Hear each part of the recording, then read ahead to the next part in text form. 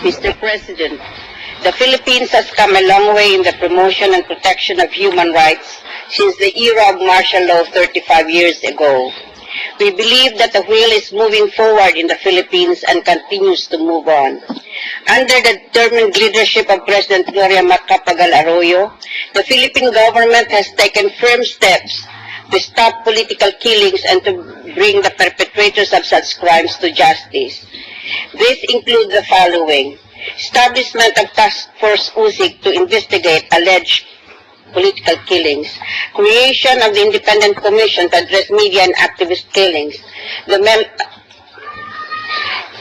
Bello Commission to investigate political killings, the strengthening of Presidential Human Rights Committee, creation by the Supreme Court of 99 special courts, strengthening of the Witness Protection Program, focused effort to increase prosecutions and convictions, including the establishment by the Department of Justice of Task Force of Prosecutors on Human Rights and extrajudicial killings to prosecute these alleged killings, strengthening of the Commission of Human Rights with increased resources and more intensive interagency coordination, clearer comprehension of the command responsibility concept within the Armed Forces of the Philippines with the creation of the AFP Human Rights Office, creation of the Philippine National Police Human Rights Affairs Office, increased cooperation of government agencies with the Commission on Human Rights, encouraging multi-sectoral dialogue on the political killings issue, issuance of a presidential directive increasing cooperation between the police and the prosecution in the investigation and prosecution of political killings. As a manifestation of the Philippine government's openness and commitment to address this issue,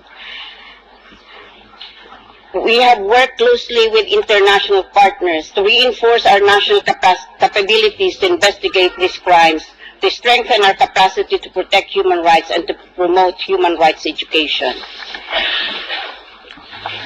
In the 2007 State of the Nation address last July 23, the President of the Philippines has called further on the Philippine Congress to take more steps against political violence by passing laws to strengthen witness protection, to ensure that justice is done in empowered courts, to increase penalties on political killings, and to impose the harshest penalties on rogues in the uniformed services that may commit such killings. We must take note also, Mr. President, that the Philippine government efforts are starting to bear fruit. There have been some convictions involving cases of killings such as the death of Marlene Esperat, Edgardo de Malario, Alan Dizon, and Alberto Berbon. The Supreme Court of the Philippines is currently exploring the possible exercise of the writ of amparo and the habeas data to address the problem of extrajudicial killing.